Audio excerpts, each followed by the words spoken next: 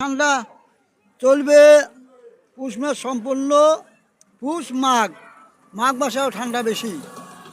মাঘের জালে বাঘের দাঁত নড়ে, হ্যাঁ। আর চোদ্দ মাসি জালে ভোজে শিং নড়ে, হ্যাঁ হ্যাঁ।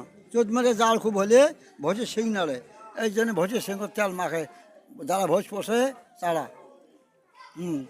আর মাঘের জালে বাঘের দাঁত নড়ে, মাঘ মাসে জাল বেশি এই পুষের চেয়ে।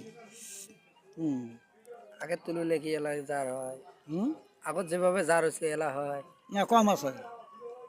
সেটা নিয়ে আগের দিন এই কত আগুন তাপা ছিল, আগুন জালের ঠেলাতে আগুন তাপা ছিল,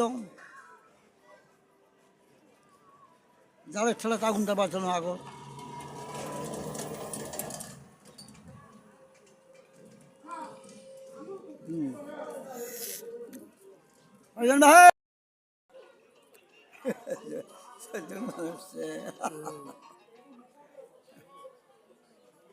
ভালো তাহলে ঠান্ডা বিদায়